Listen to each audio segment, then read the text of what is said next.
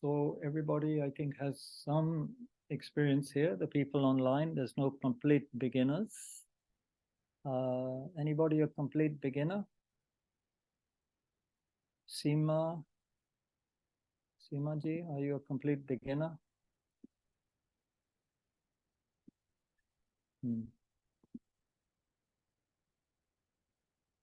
Okay, so you can't tell with these rectangles. A person could be asleep or out of the house. Venerable Kundrol is the only one who shows his face. Thank you. He's in Bodh Gaya. Suman Lattaji, okay. So I'll presume we all know some of the basics, and I think everybody here also. Our friend from Italy, do you have some background in Buddhism? A little bit? Yeah, great. All right. So thank you again, everybody. This will be a 1.5 hour session till 8 p.m. And we'll combine some introductory motivation, silent meditation at the beginning. And then we will look at Tsongkhapa's text, a great treatise on the path to enlightenment.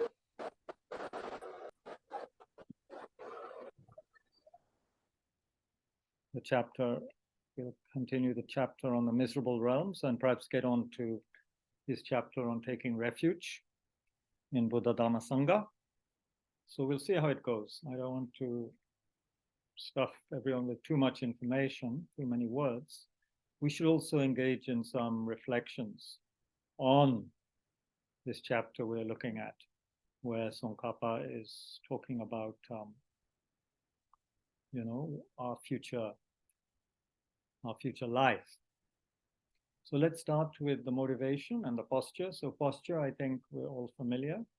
So please, upright, relaxed, attentive, as much stillness as possible, that helps. So it's a combination of relaxation and attentiveness, vigilance. And the relaxation is important because otherwise we become uptight and tense and we can't really engage in proper practice when the mind is like that. So there needs to be sufficient degree of being open and relaxed. One teacher very usefully summarized meditation as generating 3 qualities: calm, clarity, and kindness. Calm, clear, and kind. So that's important. Calmness, of course, but together with clarity, that's where the attentiveness comes in. We're not sitting here to just relax and become sleepy. And the kindness, well, that is such a basic quality that we miss often in our lives because we are so caught up with speed, movement, achievement, competitiveness. And it's extraordinary, isn't it, the number of people, and we may be included, who aren't very kind to themselves, meaning pushing ourselves, a subtle sense of self-recrimination, self-doubt, mistrust of oneself in a way, lack of confidence. These are all kind of manifestations of lack of kindness, lack of sense of security also, of course. So we need to generate that sense of warmth towards oneself and let that naturally radiate outwards. And this is totally possible because, as I've repeated so many times, but We need to hear it again and again and again every day, just like we brush our teeth, hopefully twice a day.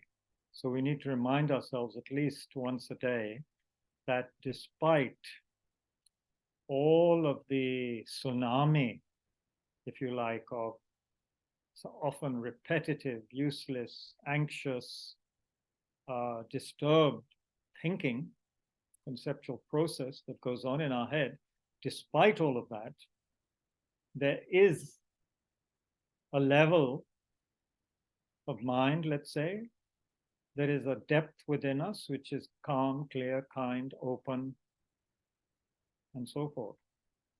It's pristine, actually. It is unaffected by the superficial nonsense that often goes on. And it is also undisturbed by the relentless conceptualization that is going on, the image making,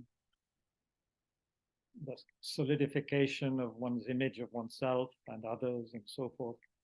This pristine, you could say, fundamental goodness within us is not affected by these processes. It's hidden, though. It is hidden by these processes, which is a temporary problem, of course. It's like having a jewel and you can't remember where you put it, or it's just hidden. There's too much garbage over it. You can't be bothered to start sorting out the garbage. But it's there. The jewel of the mind is there. So please remember this, especially at times when we feel a bit low, discouraged with life, with ourselves, with friends and others who often don't behave exactly the way we want. And of course, our mind and body often don't behave the way we want. So it's good to remember we have this pristine basic sanity, basic goodness, it has also been called very usefully, I think. And also, of course, in the Buddhist tradition, Tathagata Garb, Sugata Garb, the Buddha nature. Sometimes it's called the essence or the element, many, many different terms. Ground, luminosity, so many terms for this pristine jewel-like quality of our pure mind. So even our very simple practice we do helps us to get a tiny glimpse now and again, a gap in the relentless conceptualization, thinking, and so forth. So we should really rejoice that we are not, what should we say? We are not sinners to the extent that we have no redeeming quality. We all have the Buddha nature. And so therefore we can all wake up, just like the Buddha. Buddha means awake, Buddha, the awakened one. So this is the good news, you could say, in Buddhism. The temporary bad news is that we are extremely confused and caught up in habitual patterns, many of which we know are not so useful. So anyway, this has been a long motivation. Let's motivate that we get closer and closer to our Buddha nature, which is intelligent, warm, kind, and open, spacious. And we must do this because we owe it to the suffering living beings who are suffering so much.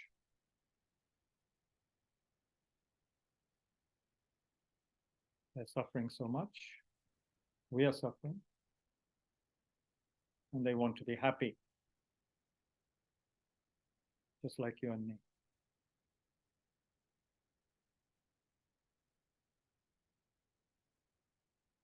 So reflect on this, how you received so much kindness from others, including your mother who bore you. And then, since then till today, continual kindness, meaning we depend on others all the time. And then think about the beings who are helping us. They are suffering, and many of them have no idea how to create causes of long-term happiness. They have no idea, let alone how to create causes for liberation or Buddhahood. So this is a most disturbing situation. They need help, they need guidance. So think how wonderful it would be if I could provide a little guidance and help to others based on, of course, first helping myself. Working with my own delusions, neurosis.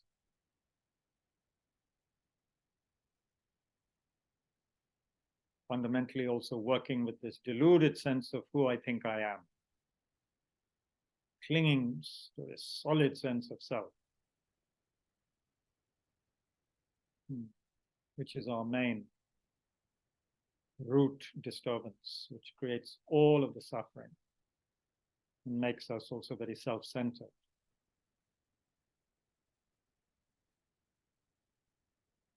So it might be helpful if we're distracted or restless to close our eyes for a while and begin to work with the breath, meaning just be aware of your breath.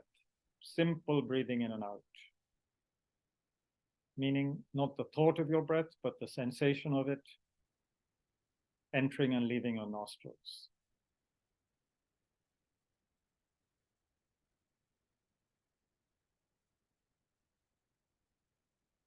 Take a few deep breaths to connect with that sensation.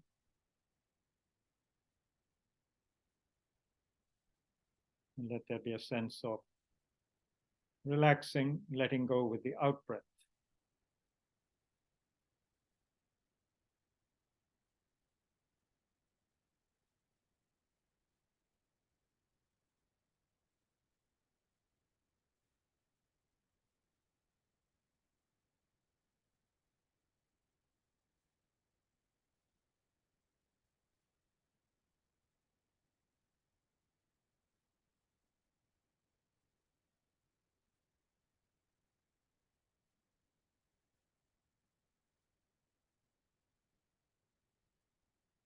Thoughts will come, acknowledge, recognize, but don't start following them and creating a big story. Let them go. And do what? Come back to the breath. Gently back to the breath. Sensation of breath.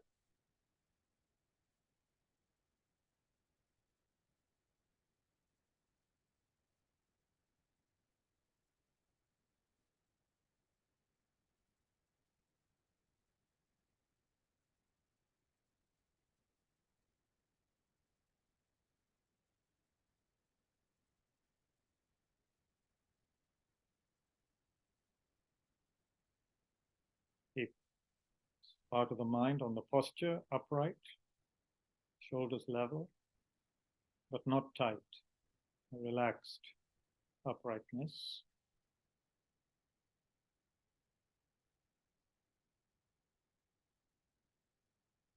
Relax the muscles of the face around the eyes and mouth.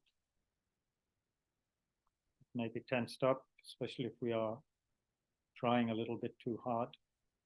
This is a relaxed attention we are aiming for.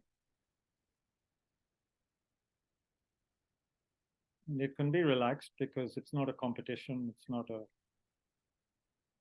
no ambition, if you like, in this practice.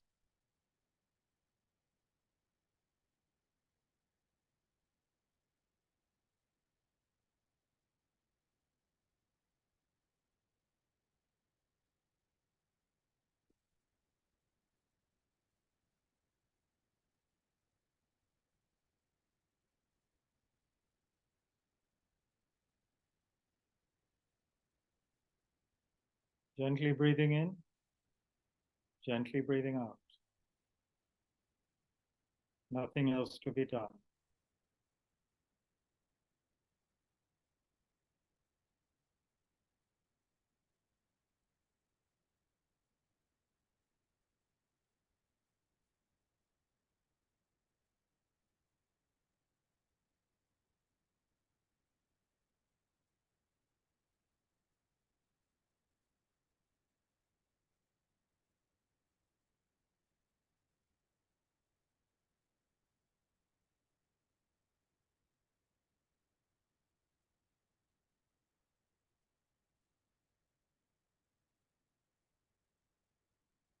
recognizing the intrusion of thinking, not regarding it as an enemy, but just saying, okay, let it go for now.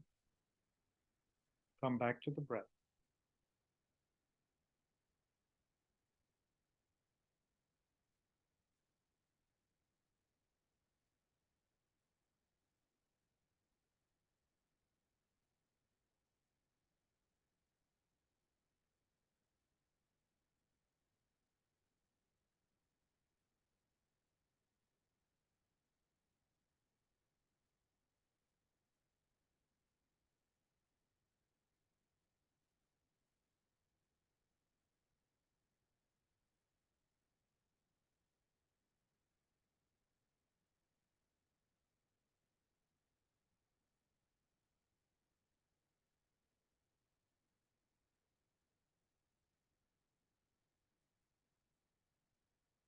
Hmm.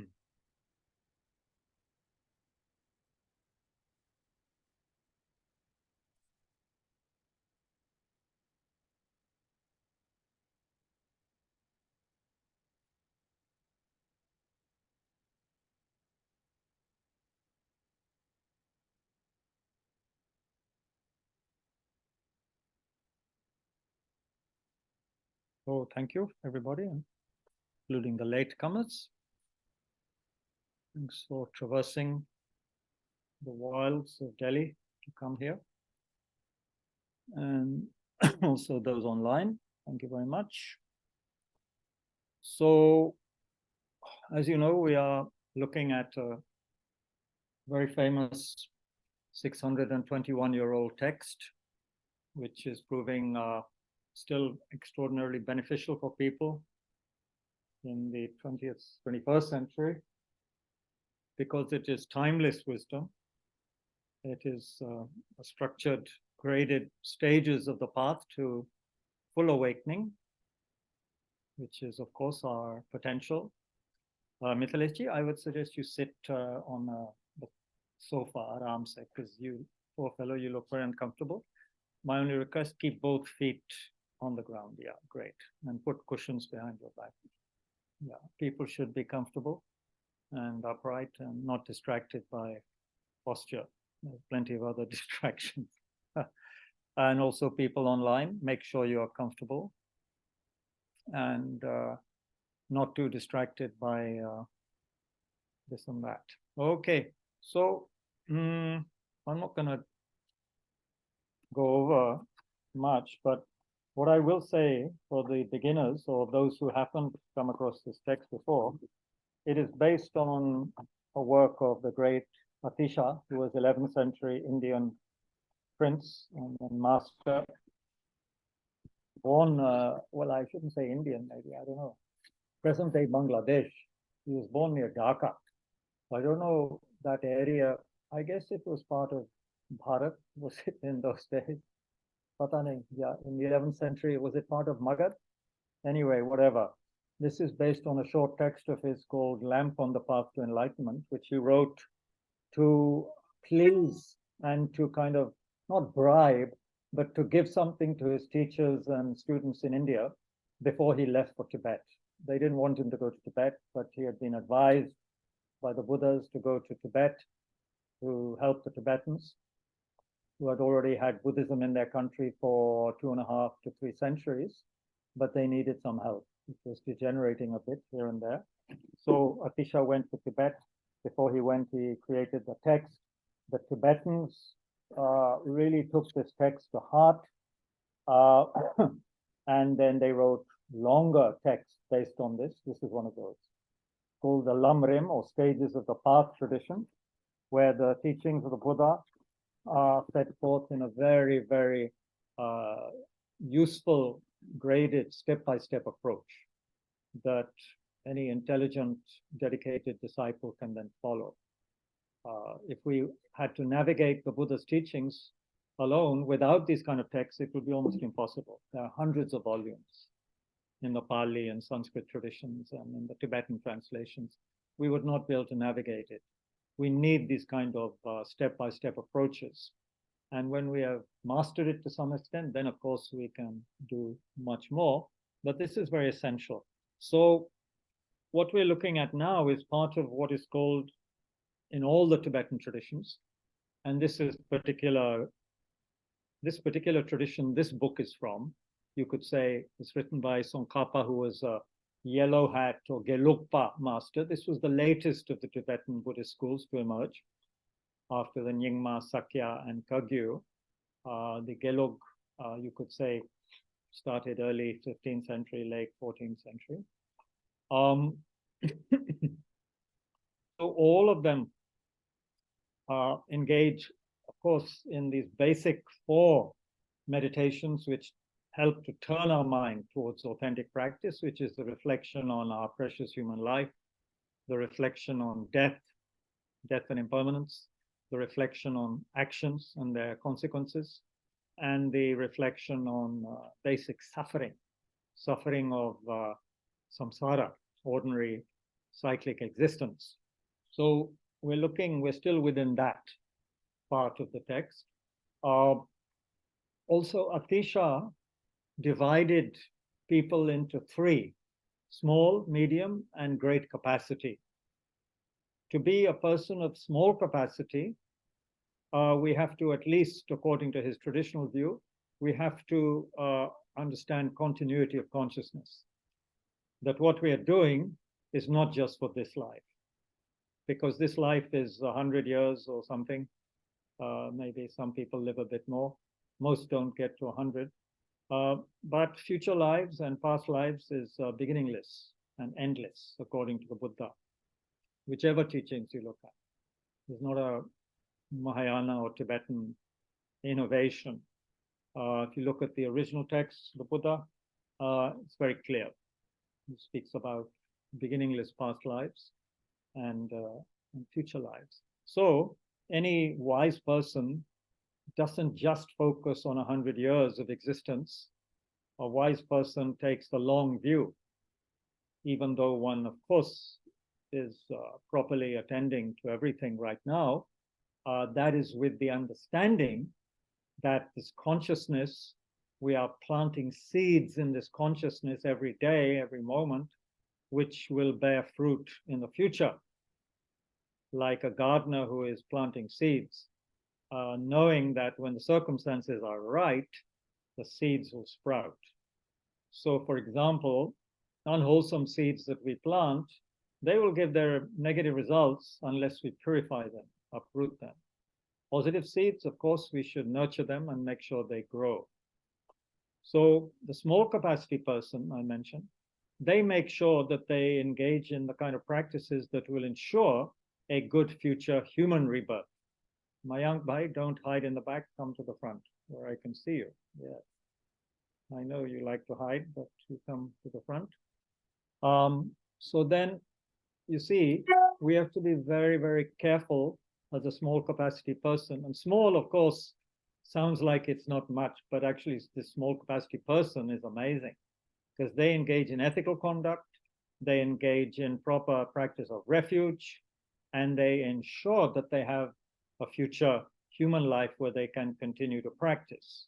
I mean, this is just common sense, right? You could say, ultimate kind of common sense.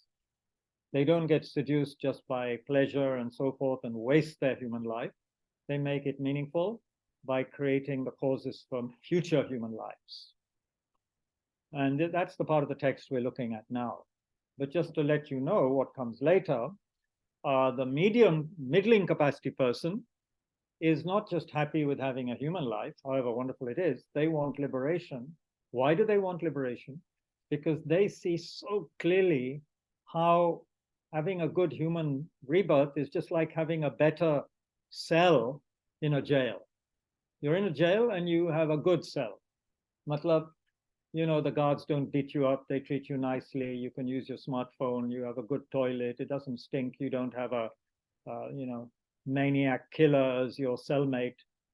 You have maybe your own cell and even a nice mattress, but you're still in jail. So much again, you're still in jail. So the medium capacity person realizes that even though I have a good human life and some pleasure, and of course pain, the nature of the jail is imprisonment. The nature of samsara is unsatisfactoriness. It is suffering, dukkha, the word the Buddha used. It is dukkha. And then they realize that because of all of the karmic causes that have been created in the past and are still being created, there is no certainty that one will keep on getting future human lives. No certainty. No certainty. Samsara is seen as a pit, a terrible pit of suffering, of dukkha, of unsatisfactoriness, danger. Even you could say it's considered as disgusting, you know. One needs to generate that sense of renunciation of ordinary grasping, clinging, anger, attachment, jealousy, pride, and the fundamental ignorance. You know, it's like sometimes even young people, maybe sometimes you feel, yeah, to hell with it. I don't know. You know, this life of partying and going to the mall and this and that, and, you know, working hard, slaving, you know, for something. I need a break. You know, I need a break. So like the medium capacity person wants the long-term break from suffering. They want to get out. They want to get out of the jail. TK, you have a nice time in the jail in a sense, but you're still in a cell. You're not allowed beyond the walls, you know. You can go out into the yard and play volleyball or something. And maybe if you're this lucky prisoner, you have even some plants, you can do some gardening. You're very lucky, like Tihar jail in Delhi some years back, they had people who were teaching Vipassana. So you could do Vipassana meditation in jail. But you can make nice handicrafts in jail. People could be decent to you in jail, but you're in jail. So middling capacity person understands they're in jail. Plus, they understand how the jail works, how to escape from the jail. So the middling capacity person engages in ethical conduct, but not just that, because that was also performed by the small capacity person, remember, so that they would create good karma, get a good human life. But the middling capacity person adds on to ethical conduct and refuge, they add concentration and wisdom. They make their mind into a really wonderful instrument that begins to behave itself. Because Tsongkhapa, in this chapter on meditation we looked at, said, our problem is, and let me quote him exactly so I don't make a mistake there. The purpose of meditation is as follows. From beginningless time, you have been under the control of your mind. Your mind has not been under your control. So this is like having some amazing instrument, but you don't know how to control it. Like having fire or something, and you don't know how to control it. It'll totally destroy you. So the mind, you could say in a sense, the uncontrolled mind destroys, unfortunately, most sentient beings. Most of our brothers, sisters, sentient beings, animals, everyone, they're destroyed by the unwholesome aspects of their mind, which they have not been able to bring under control. So the middling capacity person uses concentration to calm the mind, but that's not enough. And by calm the mind, I mean make it really an instrument where you can sit for at least, they say, 4 hours without the mind getting distracted at all. It doesn't become dull. It maintains clarity and sharpness for 4 hours. It is not distracted even once by any thought. This is the minimum. This is kind of proper concentration. You can imagine what you can do with such a mind. So what does the middling capacity person do with such a mind? They investigate wisdom. They cut through the ignorance of the false understanding of who I am and of what objects, how they exist. The fundamental ignorance that keeps us in the jail is grasping at a self, grasping at a solid self-nature, inherent nature in objects. And this is the fundamental ignorance. And the Buddha, in fact, said, all my teachings are to guide disciples gradually towards the understanding of ultimate truth, how things exist, how I exist, how phenomena exist. Because right now, we're living a kind of dreamlike reality. We're not understanding things properly. It's like a dream. Like a dream. It is hallucination.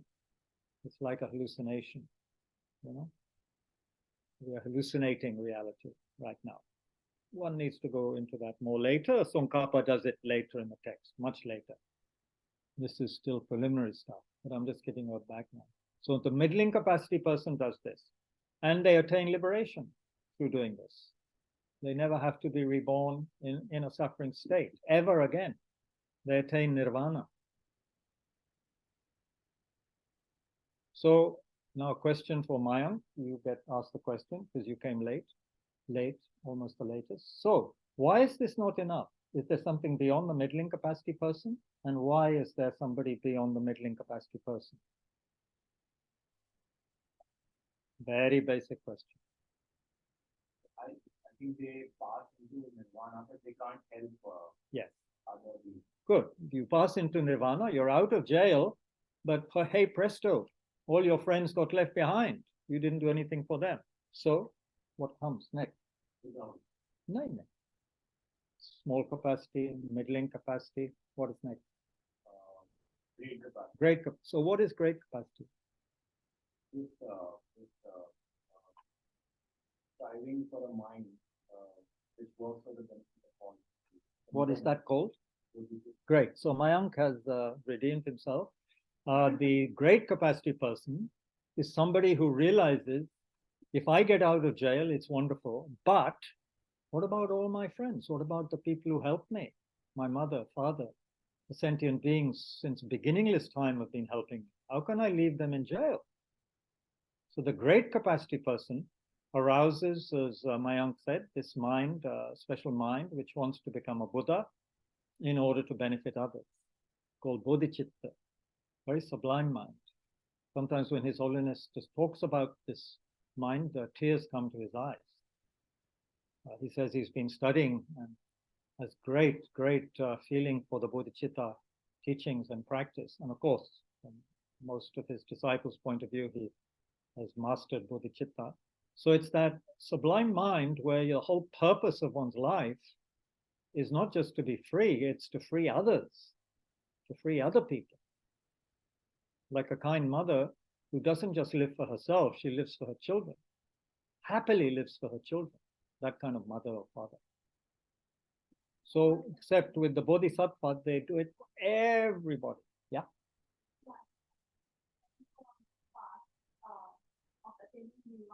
Yeah. No. No.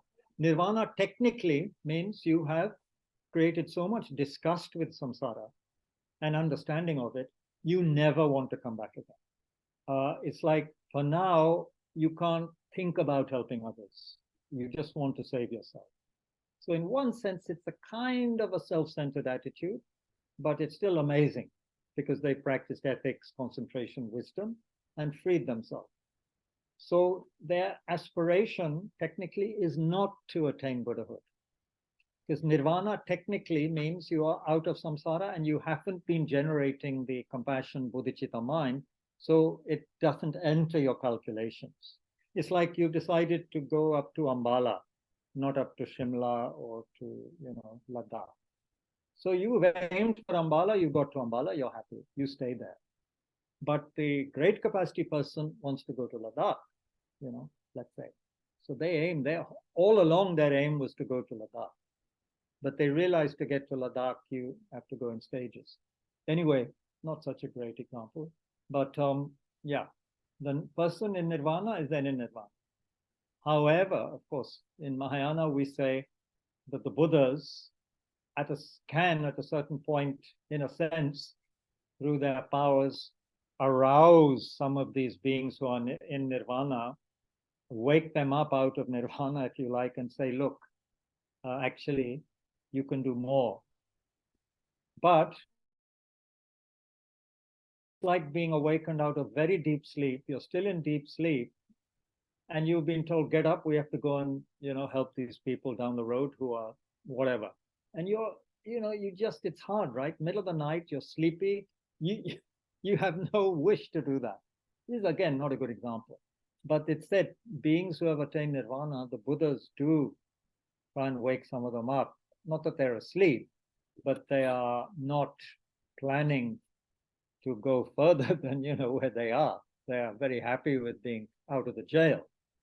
And then you tell them, well, actually, all these people in jail, we have to save them. And they say, you know what I mean? It's like, oh boy, you mean my work's not finished? You know, it's like you've been cleaning at home one room, and then your aunt comes and tells you, well, actually, 4 more rooms to be cleaned. Oh, no, do I have to? So the Buddha says, yes, you have to, kind of thing. So then, but yeah, to answer your question, nirvana is nirvana, Buddhahood is Buddhahood. That's a whole other ball game, which involves from the outset, from the very beginning, engaging in at least a kind of a fake bodhicitta aspiration. We can't have it immediately. It's a sublime mind. But we constantly remind ourselves from the beginning that that is our long-term aim. So we have this basic prayer in the Mahayana, I go for refuge until I'm enlightened to the Buddha, the Dharma, and the Sangha, from the positive energy or merit that I generate by practicing giving and other perfections. May I attain the state of a Buddha in order to benefit all sentient beings. So that's what you're aiming at. May I become a Buddha in order to benefit all sentient beings, not just for the sake of becoming a Buddha, in order to benefit all sentient beings. One example, if you take a cup, say that if I take an empty cup, good, I've taken an empty cup, but what am I going to do with it? Then you put something in, tea or hot water or something. So Buddhahood is not just for its own sake, meaning for me. Buddhahood is in order to benefit all sentient beings. So you can see that's a kind of mind that will have to have been generated continuously through aspiration, perhaps for many lifetimes, And certainly from the beginning of our spiritual career, if we start at least thinking that way, it will become less and less fake. Because in the beginning, when I'm walking home tonight, am I thinking I must become a Buddha in order to benefit all sentient beings? Yeah, I can think it, but do I feel it in my guts? The same way that I feel love for someone or aversion towards someone or excitement that I'm going to be watching the Arsenal game, Is it that kind of gut level feeling that I want to become a Buddha to benefit everyone? Not yet, if we're honest, not yet, right? If we have it, fantastic, then great. But that gut level, heartfelt feeling, Buddhahood is possible. I must attain it for the sake of others who are suffering, and I'm going to work for that. That is what we're aiming at. That's the great capacity person. Okay, so small, medium, great. Vishal said that you actually attain this ultimate motivation to become Buddha after you actually realize the wisdom directly, because then you can see how everyone is suffering. Yeah. Right. So that sort of ultimate motivation comes from there. Yes. Right. Yeah. So you can't essentially have that gut like feeling in the gut, and that sort of it's not part of you because maybe the realization is not there. Once the realization comes, it's easier for you to have that gut feeling. So Vishal Bhaiya said that the gut feeling comes essentially properly when one has realized the nature of ultimate truth, one has realized emptiness. So that I would agree to some extent, but there are different levels of gut feeling, just like there are different levels of pain in the gut if you have eaten wrong food, you can have different, and we shouldn't talk too much about gut, thinking it's stomach.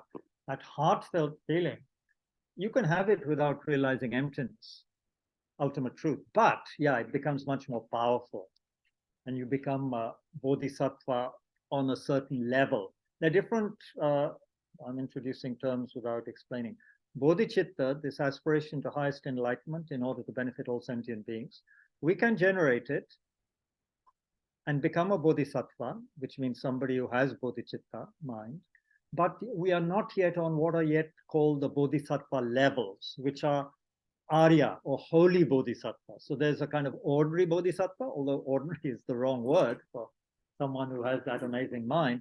But when that bodhisattva has also realized emptiness, ultimate truths, seeing through the illusion of the self-existing, inherently existing solid self, at that point, their bodhicitta becomes much, much, much more powerful because they've seen through into reality. And as Vishad Bhai said, they understand even more clearly how others are suffering and how they can be freed from the suffering through realizing emptiness. Then, of course, it becomes more powerful and you become what is called Arya Bodhisattva, and you enter what is called the first bhumi, the first level of the Arya Bodhisattva. And there are 10 bhumis of Bodhisattva. Then after 10th is Buddhahood. So you attain the first bhumi, I think the very joyful it's called. They have different lovely Sanskrit names. First bhumi is called very joyful. You attain that once you have the bodhicitta allied with the wisdom realizing ultimate truth, emptiness. So then I guess you have an amazing state of heart, gut level feeling. Until then, you are not even confident that you can help all things, or even all things you can achieve without, or you yourself can achieve without. Yeah, you've heard that? You've read that? That you don't? I think you could still be confident, but maybe you get extra confidence when you have, you can be confident when you have a ticket to somewhere, but you get even more confident when you get in the coach and the coach starts rolling towards Dharamsala. But you could be quite confident when you have a ticket from a trusted travel agent. But ठीक है, ticket तो मिल गया, लेकिन bus नहीं थे अभी. When you get in the bus and you start going, then you feel more confident, right? Again, it's just an example. But yeah. And then, of course, it's just extraordinary to think what that first level bodhisattva is, what they can do is extraordinary. You can read about it in the teachings. And then second, third, fourth, fifth. And the wisdom keeps on increasing, you see. It's not like they have perfect wisdom on the first bhumi. They still have to get rid of certain levels of ignorance, By the 10th bhumi, I mean, even by the third, fourth, fifth, we wouldn't be able to recognize the difference between them and a Buddha. But the 10th bhumi bodhisattva, even they are not yet a Buddha. The Buddha's powers are incredibly more even than the 10th level bodhisattva. Because the Buddha has omniscient mind, sarvagyani. They have omniscient, all-knowing mind. Not omniscient, I mean, not omnipotent. They can't do everything.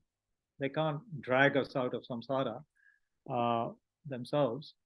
But they're saying all-knowing. They know all that is necessary to know in order to benefit beings and guide them and so forth.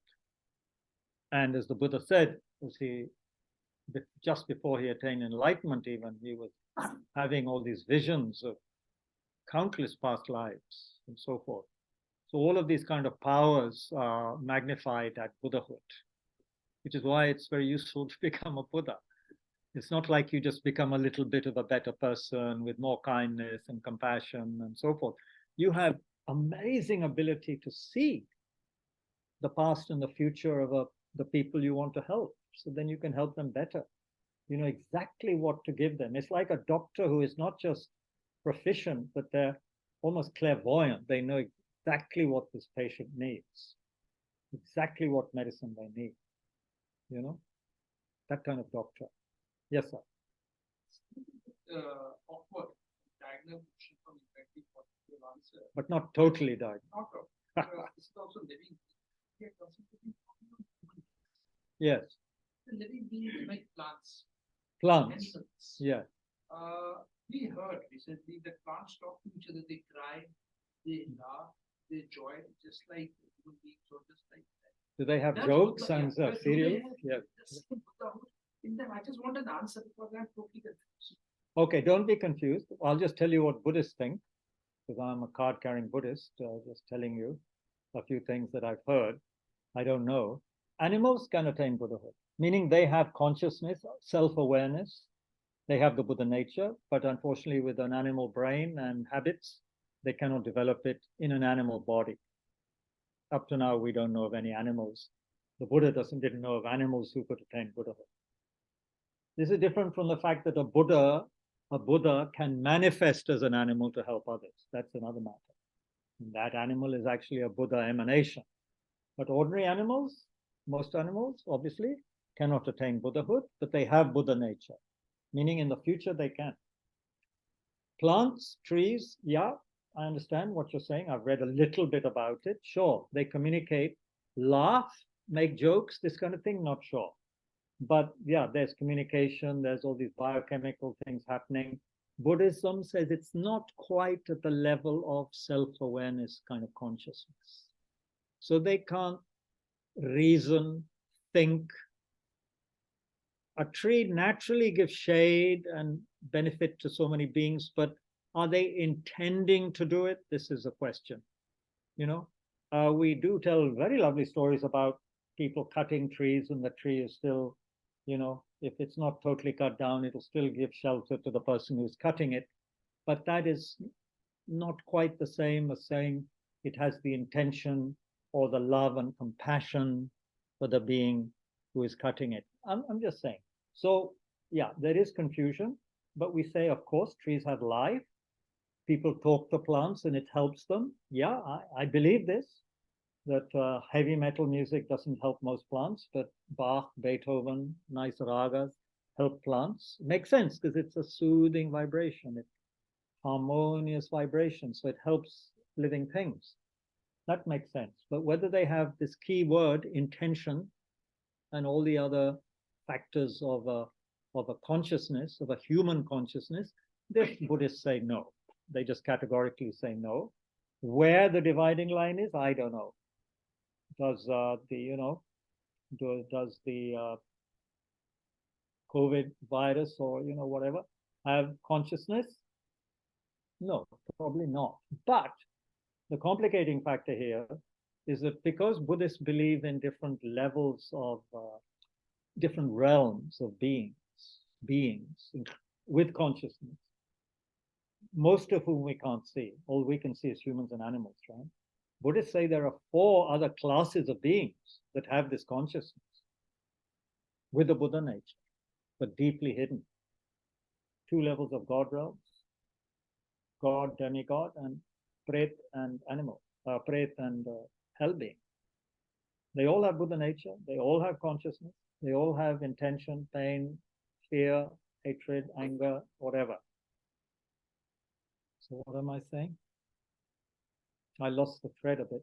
So there are these levels of beings who have consciousness. Yeah, they can interpenetrate and use sometimes and be connected with non-consciousness elements to create benefit or harm.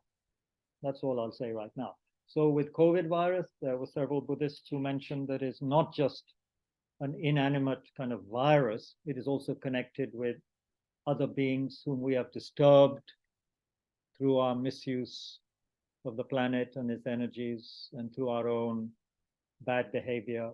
We have created the cause, and it has disturbed a lot of beings, not just animals we can see, many beings.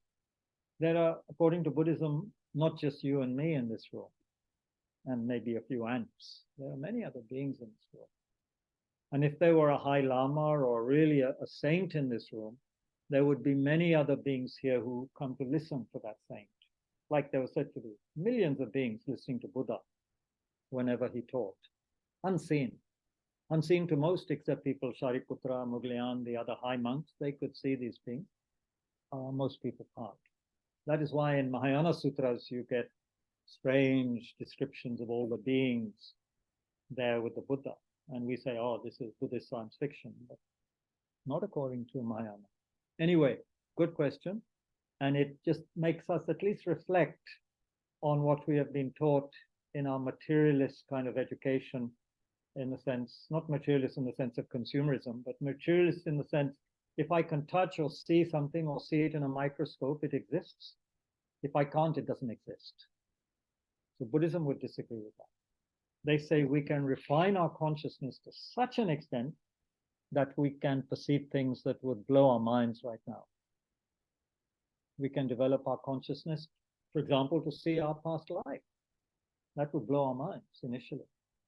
And then to see countless past lives, like the Buddha. So these are unseen things, right? Because we haven't developed the mind, the awareness. So the mind is truly something extraordinary, the human mind, extraordinary. I say human because with the human nervous system and brain, we can utilize this mind in the best way. A slug or an ant can't do that, according to Buddha. An ant cannot see its past lives. Sure. Can a human being in this life or future life become a plant friend? Not a plant. A human can't have been a plant or become a plant, but they could have been an animal and become an animal, or any other of those 6 classes of beings. God, demigod, human, animal, hungry ghost, pret, and hell being. Any of those 6. When people ask, human population is increasing, where are all these beings coming from? They're coming from other realms. Anyway, that's a huge topic, and it stretches our imagination and credulity, but that's good. As some teachers say, Buddhism isn't there just to make us feel comfortable. It's to wake us up and to make us think. And Buddha never said, accept what I'm saying. He said, check. But then we want to check in a hurry. And if we just check with a microscope, it won't work. So we have to study, we have to reflect, we have to think about things. And if we could, refine our consciousness. Because then the mind becomes an extraordinary instrument, apparently, which can see things, as I said, which would amaze us, amaze us. And that is why the dialogue between science and Buddhism is very important, but also a little bit tricky, because how many, there's no open-minded Buddhist who will refuse to look through a microscope, right? And a lot of that's happening now. A lot of monks and so forth and nuns are studying science. But how many scientists are willing to engage in the practices that give them the ability to focus for 4 hours? How many are going to spend the time to refine their attentional capability, which will then enable them to see truths which the Buddha has been talking about for 2,500 years? Very few scientists will want to do that or have achieved that. So then that whole world that the Buddha is talking about will be closed to them. Which is why, unfortunately, according to people who have been at many of the meetings, a lot of the time scientists are a little bit arrogant. They think they know the truth and they have to teach us Buddhists what the truth is. Whereas we Buddhists, of course, will feel we have a mind which is much more powerful than any telescope, microscope, etc., etc. Much more powerful. No comparison. No comparison. Right now, our mind is very limited. Right now. But we're talking when we develop attentional capabilities. And the 4 hours undistracted is just the beginning. We can go much further than that. Much further. And then when we realize emptiness and so forth, this ultimate truth, our mind has apparently extraordinary capabilities. And then things like clairvoyance become second nature, meaning the ability to see other people's minds, other people's past and future. And I believe in this, not because I've developed it myself, but because my teacher, the late Lama Zopa Rinpoche, several times through what he saw and said, knew things about me, which I couldn't possibly see how he could know it in an ordinary way. So these lamas have clairvoyance. One lama actually told me once, the only time it's happened, I was sharing a rickshaw with them, said, oh, I know what you're thinking. And because he knew we had a good connection, he knew I would believe him. And I did believe him, and I do believe him. He knew exactly what I was thinking, because he's developed that kind of state of level of consciousness, you see. So actually, it's very useful to know, not just if you're a thief, but if you're a spiritual practitioner, very useful to know.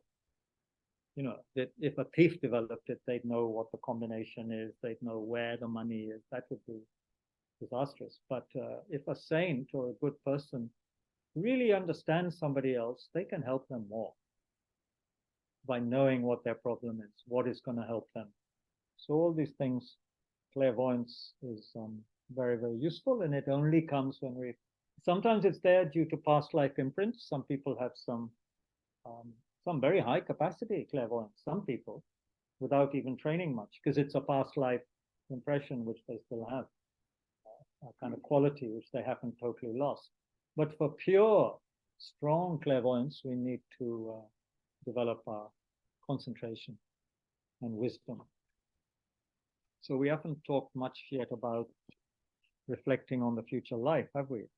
I'm supposed to talk about hungry ghosts. But I think useful, I mean, hungry ghost means what? First, we have to look at our own hungry ghost in our own life as a human. Then we can begin to understand what Buddha is talking about when he's talking about a whole realm of beings who are hungry ghosts, not in human form, hungry ghosts as a realm. So hungry ghost means what? It means you're hungry, you're thirsty, you go home and you forget you didn't get any food. Your fridge is empty. Your water cooler, your water purifier is not working. You have no clean drinking water even at home. The shops are closed. You don't dare to drink the drinking water because it's coming out brown because you haven't cleaned your tank. So there's no food in the fridge, there's no drinkable water, and you've had a long day and you come home, you will experience in a tiny capacity what the hungry ghosts go through. There's certain practices in Buddhism where you do purification. On the second day of the 2-day practice, you don't eat or drink anything. Now, when I do that, not eating isn't such a big problem. Not drinking anything is a big problem. I cannot then sleep that second night because you don't drink anything. And I kind of hallucinate and I can't sleep. And then drinking something in the next morning is like nectar. It is amazing. Hungry ghosts don't have that. They keep on being hungry and thirsty their whole life. Can you imagine that? And they don't die. We as a human at least would die, yeah, after 10 days or 12 days, we would die or less. In hot weather, we would die. We've never had that experience, right? Because I doubt. We've never always had something somewhere to eat or drink. But there are beings who don't actually. A long time ago now, but 1967, I think there was the Biafra war and so forth in Nigeria.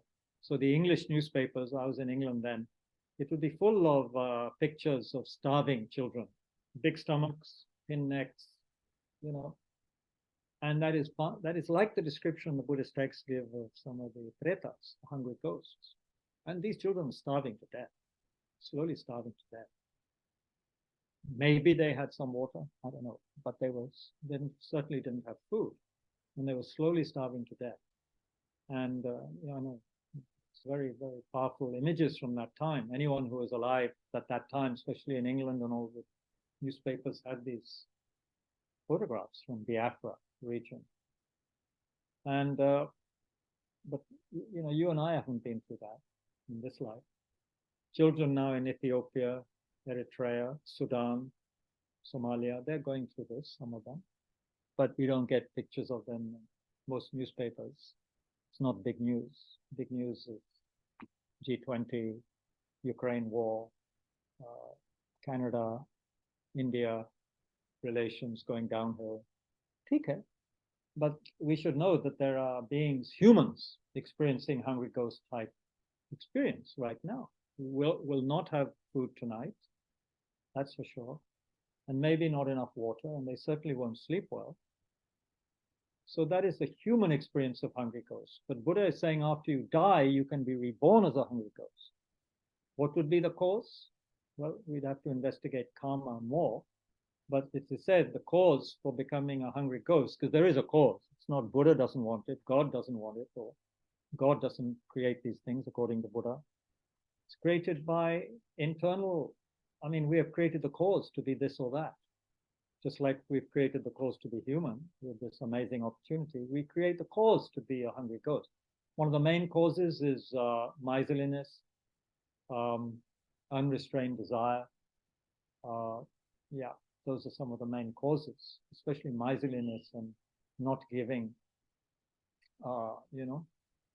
creating, also having a very greedy, grasping mind all the time. That is said to be one of the major causes, and having this situation where you don't get what you want in a most terrible way, So, if we were to reflect on, as a human, being hungry for days on end, And I think there was a movie, I can't remember what it was. Can't remember the name. But there's a similar kind of experience the guy goes through. And then imagine having to sometimes, through desperation, drink some of this dirty, disgusting water coming out of your tap. And well, you know what that would do to you. But of course, hungry ghosts are said to have obstacles to that. So they cannot digest, they cannot drink food, they cannot drink water, even if they come to it. And due to karmic obscuration, it even begins to look like pus and blood. And we may think, how come? But again, think about what the mind can do. Think about someone you dislike a lot, what your mind goes through when you see them.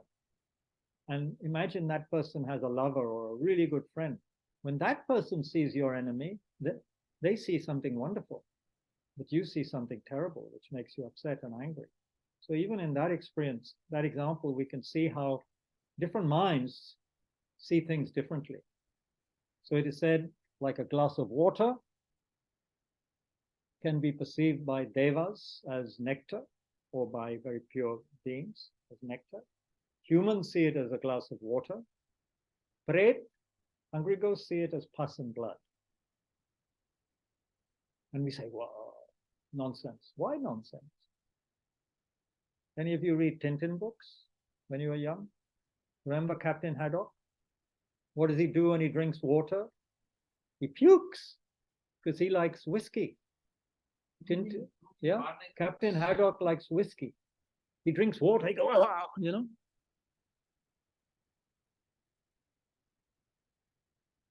That's very intelligent. It's like that. You know, if I were to have offered my father little cups of water in the evening at the time of his sundowner, he would also be very upset. Yeah. G?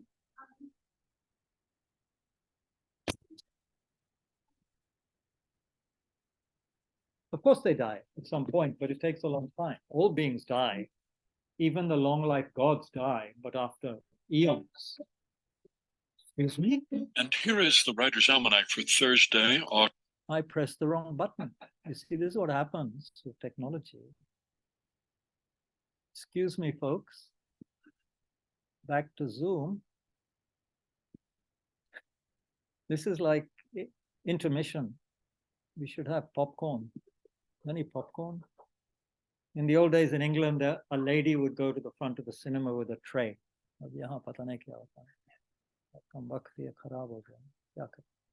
Where is the technicians? I pressed the wrong thing. How do I get back to Zoom? It says post attendee Zoom. This is my Zoom thing. Anyway, have a break. Ah, well done. Excuse me, folks. I pressed the wrong something. Yeah, now we're all back together. Good. Okay. Actually, could you bring me something? Yes. Thanks. Just anything. Rum, please. Yeah, water. Okay. So, sorry, what was your question? Could you repeat your question? Yeah. Hungry ghosts die. Gods die. Everyone dies. But the point is, like in the hell realms, where you have intense suffering, there's one hell even called the reviving hell, where you just don't die. You go through so much suffering, you die, and then again you revive, you know. So it's like being very, very sick, and you kind of wish you died because you have so much suffering, but you don't die, you know, or you're kept alive for days on end in the hospital. Thank you. With, you know, what's it called? With the ventilator. And you want to die, but they want to keep you alive, you know, because death is death is an enemy for modern science in a sense, etc. I don't want to, you know, don't want to go into that. So yeah, they die, but it's like when you're suffering, say you're suffering intense pain. Imagine how long one minute would seem, you know. When you're having pleasure and nice time with friends, time goes like this. But imagine you have some intense, I'm trying to think, I don't know, what's the most pain I've experienced? Toothache, very good. Toothache. Toothache. Imagine having, I mean, it's awful. Imagine having it for 1 hour, how long it would seem in terms of mental time, psychological time. Same thing. So when we read about the long lives of these hell beings, we don't need to take it, I think, literally. But how would we like to spend 24 hours burning or something and not dying? At least when we get burnt, we die if it's sufficient. But hell beings are constantly burning and all this and that. And the cold hells, they are freezing, but they don't die. What's the cause of it? Mental energy, karma. It's our vision. It is totally karmic vision. It is not created by any other being. But this is hard to accept, yeah, because we don't understand the mind sufficiently, how it could experience that. So this is where Buddhism makes us stretch, and why in our introductory courses in Dharamsala often we do start with the hard stuff, beginningless mind. That's what Rinpoche always taught first. And that begins to break through our solid conception of one life only. You know, I'm a rationalist, I'm a rational person, one life only. Right? By studying Buddhism, we see that's actually very irrational, especially based on a lot of what we can see, a lot of people's experiences. And this is quite apart from what the Buddha said. So many things which show us that one life only is very problematic idea to grasp at and hold on to. So anyway, yeah, death is definite for all the beings, and in one way that's good, because then it's not, we don't have everlasting hell and heaven, or well, we have everlasting nirvana or Buddhahood, but we don't have everlasting hell in Buddhism like Christianity. And that's awful, to be in hell forever. When the karma runs out, the hell experience runs out. Like you have a nightmare at night, but it comes to an end. When the emotional, whatever, mental energy for the nightmare is finished, the cause is finished, the nightmare finished. You wake up, oh, thank God, you have your tea, cup of tea or cup of tea or coffee, and then you feel a bit more normal. But in the hell realm, preta realm, that doesn't happen. And even if you die out of the preta realm, it's highly unlikely that we get a human rebirth next, because we haven't, it's hard for that karma to arise at the time of death. We have had previous lives as humans, if we are preta at some point, but that seed has to arise painfully at the time of death. And if you're going through preta suffering, how can that wholesome seed arise? But it's not impossible. It's not impossible, because now we're all human, and according to Buddha, we have had all of these kinds of lifetimes in the future, in the past. Definitely, we have been all these other realms in the past, because we've had beginningless mind. So you ask, where was our mind at the beginning of the universe? Good question. But of course, don't forget, for Buddhism, there are many, many, many endings and beginnings, not just one big bang, many big bangs. And where is consciousness in between universes? Well, you can read Buddhist cosmology. A lot of that in the Kala Chakra Tantra discusses these things. But yeah, beginningless mind.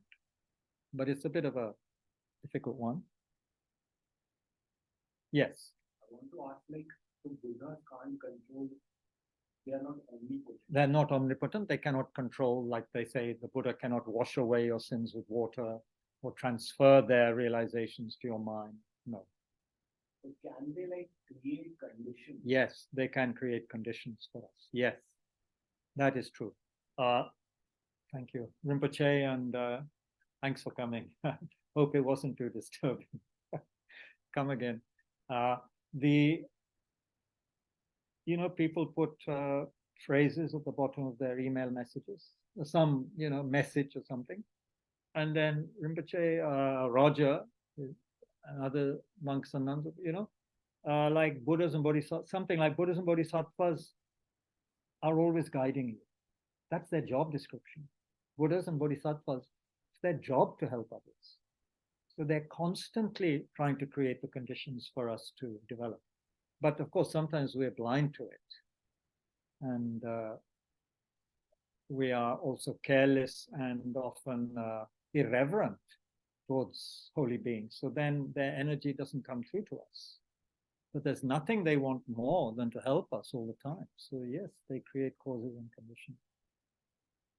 Sometimes even magically. There was one story, and I believe it, one very dedicated disciple of Rinpoche. He was up in the mountains near where Rinpoche was born, near Laudo, up in Solukhumbu district of Nepal. And he was on a ledge, and for some reason he began to fall backwards. He would just have fallen over the ledge.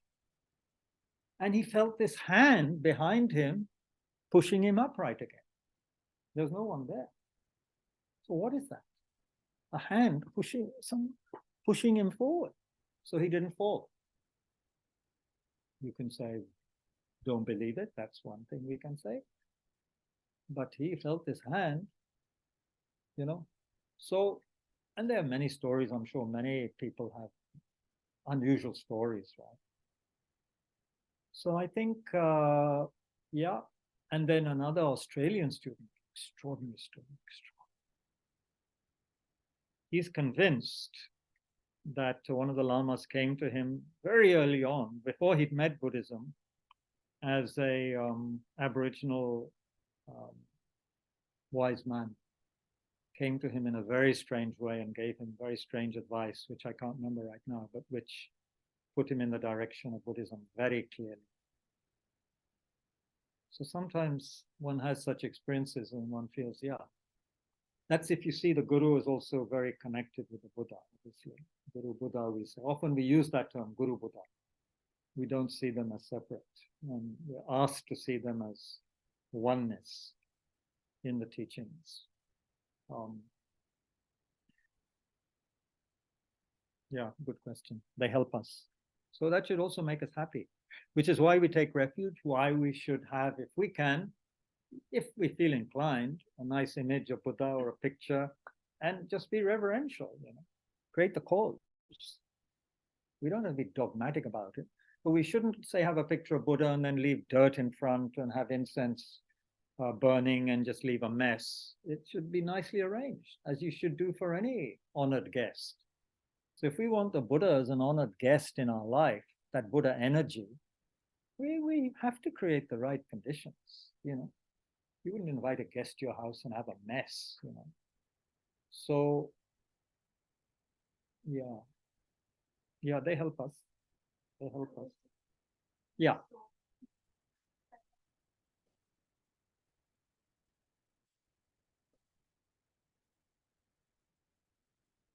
Hungry children in Ethiopia, what is the cause? Karmically, what would you say, Mayank? What would be the cause of having hunger? Even from the time you're born, you're hungry, you maybe have AIDS, your parents are dead or dying. What's the cause of that? Is it random? Is it chance? Does God want it? Buddha want it? What do you think? What's the cause?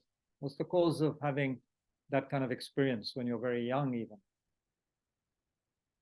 Is it a good cause or bad cause, do you think? I mean, wholesome or unwholesome? Unwholesome. What kind of unwholesome? I mean, what I've read. Yeah, what you've read. And not being generous. Stealing also. Stealing. If we steal, it creates the cause to be poor. If we were to steal food or be very aggressive about food or grasping, that tends to create the cause to be hungry. Obviously, they haven't done anything in their present life because poor things, they're born and they're suffering. Some children are born with AIDS. Dreadful stories from Sudan and these places. They are violent tribes attacking, raping, killing, pillaging, and they have disease and they have starvation. Can you imagine? All in one. And famine going on. Desert, famine, violence, disease, hunger. I mean,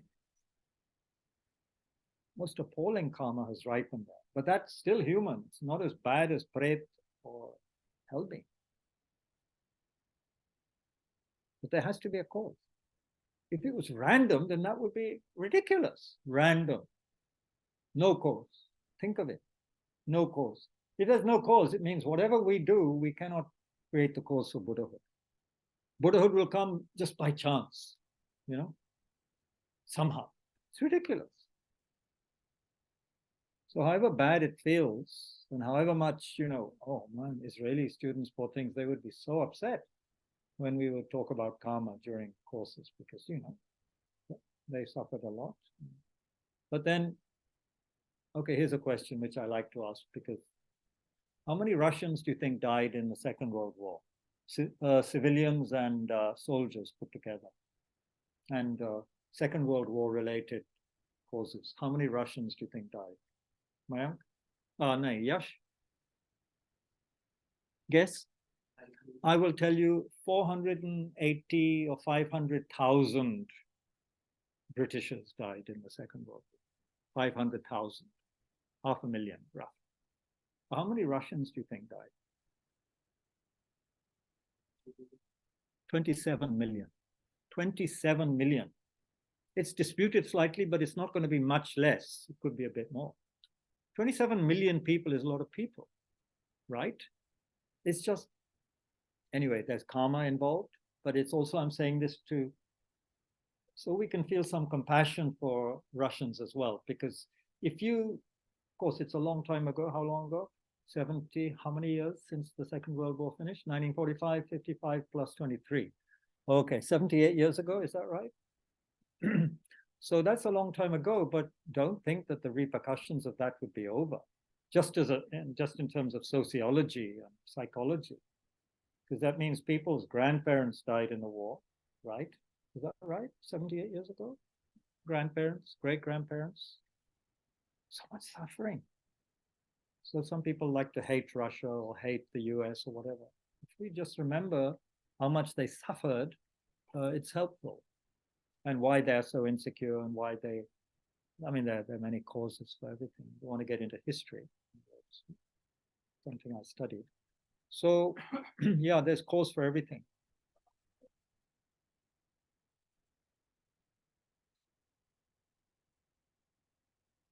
Well, no, there's multiple causes. There's political causes. First of all, you need leaders, right? Strong leaders or whatever. So how come they have the karma to lead and be so influential and able to control so many other people? That has karmic causes. To be such a powerful to be a powerful person, good or evil, that has karmic causes. You don't just become a Stalin by chance in your life, or a Putin or a Hitler or a Mussolini or whatever, or anybody else who's powerful right now. There are causes. Individual causes, and then there's collective karma. And of course, all of us humans have a certain collective karma to be experiencing this planet as it is right now. But even that, within that, there's variations. There's some people who don't believe there's climate change happening. So there's all sorts of variations depending on many factors. Sir, you had a question.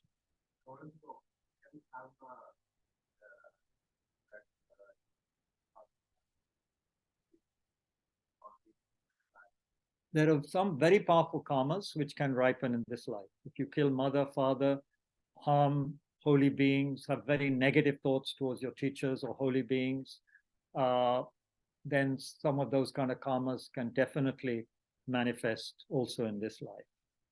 Also, if you do good things connected with parents, teachers, and so forth, then you can have very good results now also. But the main results, I think, come in the future.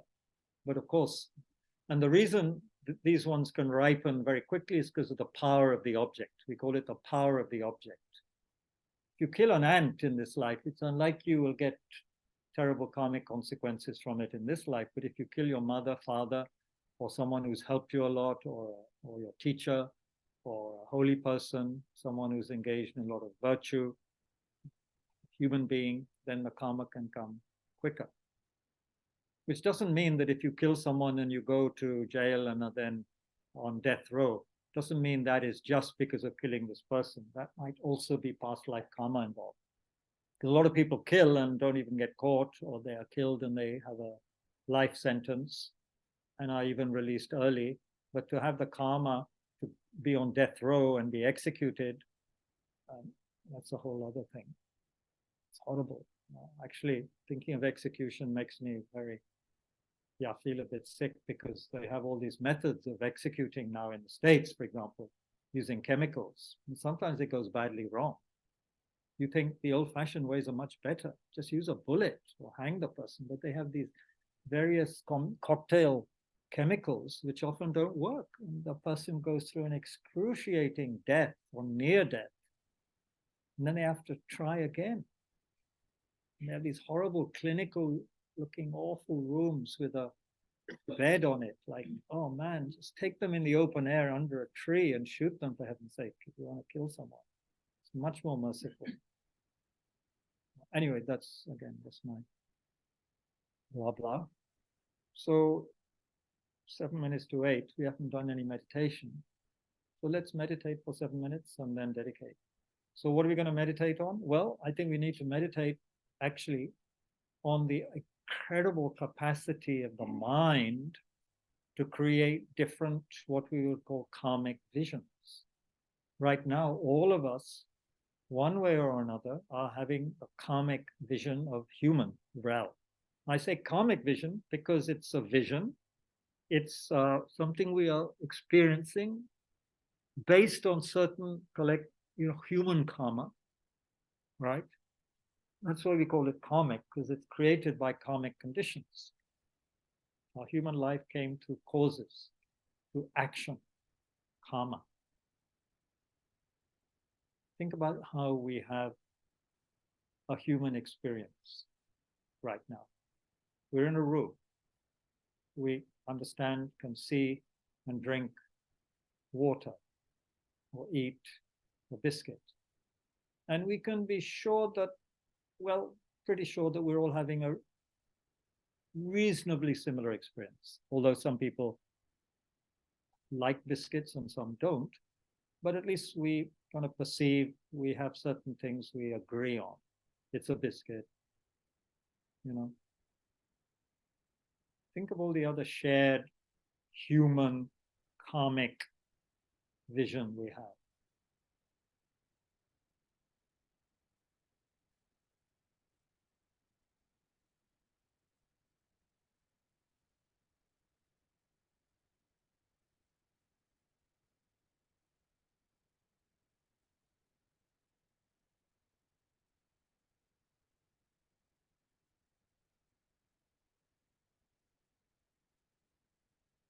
You can think about things in the past. You can plan for the future. You can experience the ability to think something through rationally. Occasionally we can. We have love and hate, hope and fear.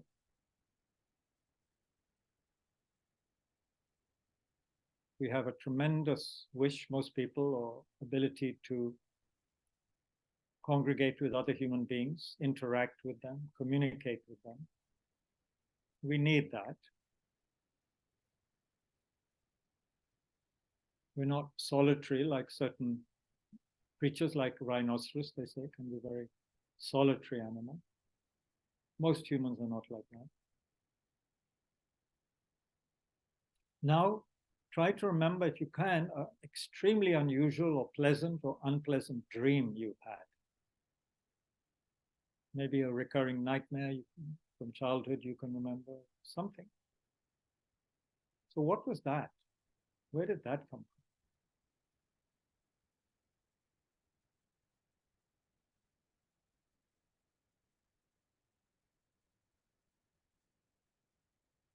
from? Try to remember the dream, or part of it.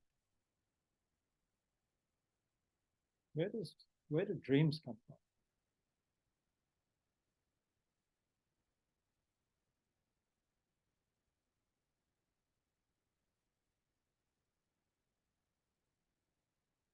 Well, think of a time where you had tremendous anxiety for some reason, really very, very strong anxiety. It was giving you physical symptoms, or hatred, fear. Very strong. What's happening then? Is that your mind?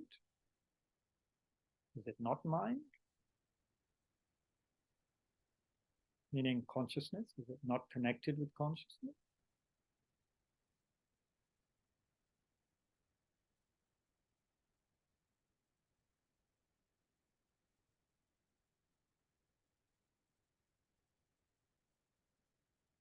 We have tremendous grasping at something, tremendous attachment, lust for something, tremendous, so strong. What is that? Where's that coming from?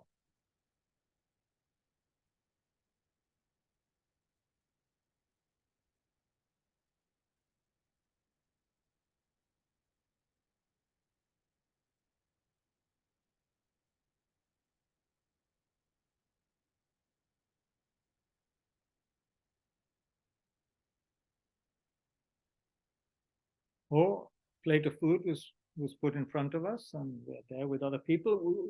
We begin to wolf it down. And if we were to, compare a video of us shoving the food into our mouth without any kind of, it wouldn't look very different from a pig at a trough or a hungry dog eating. Sometimes we eat like that. We forget any prayer we might sometimes make, forget the other people, don't think about whether they have all the food on their plate yet. We just start eating like an animal. What is that? Is that mind? What kind of karmic vision is that?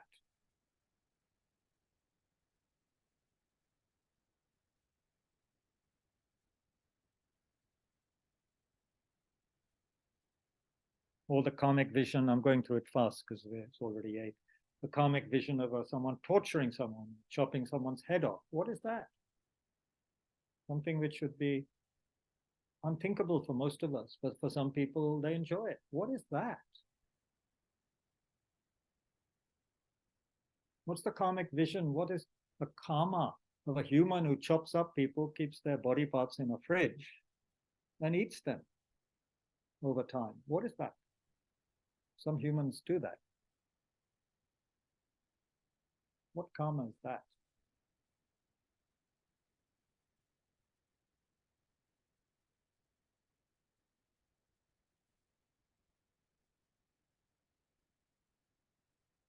So what we're trying to say is the mind is capable of incredible spectrum of experience due to karmic imprints in consciousness.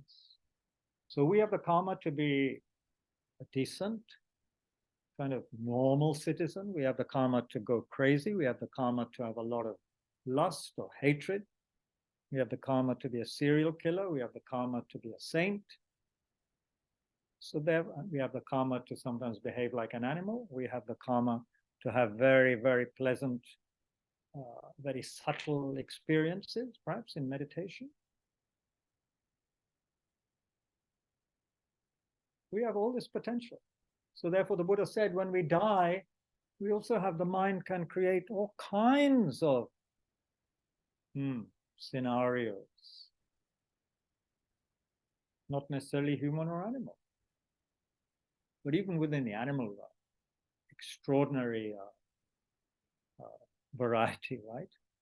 It's different to be a fish at the bottom of the Pacific Ocean from being a well-kept dog with a very loving master, right?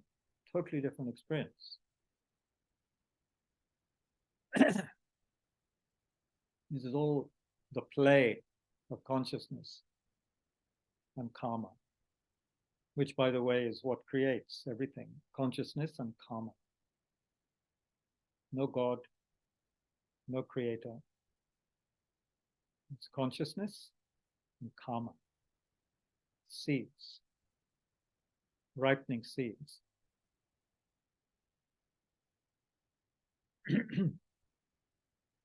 So let's dedicate. Sorry, there's a lot of room for discussion, maybe next time. It's good we had questions. Didn't just go by the book. So I'm hoping to give some idea of the potential of consciousness. So let's dedicate that we understand more and more deeply what the Buddha was talking about,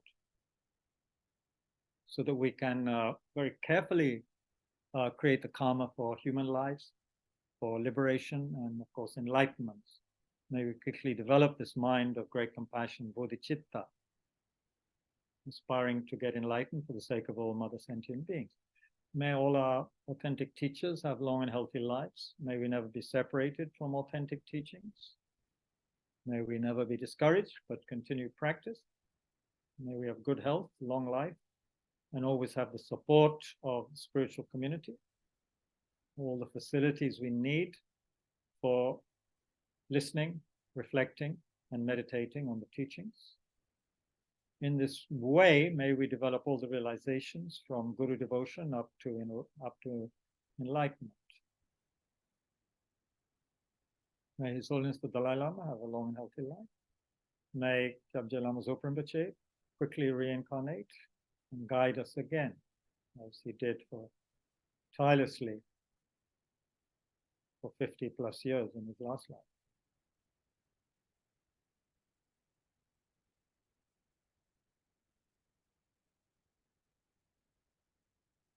May Tushita be more and more beneficial for local and other students, and all the centers of the FBMT similarly.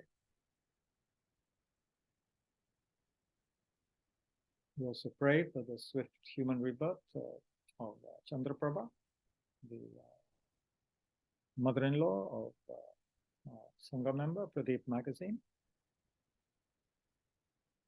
May all our friends online have long and healthy lives, whether they are in Kolkata, Chandigarh, Dehradun, Nepal, Mumbai, Bodh Gaya, Delhi. All have the opportunity to practice.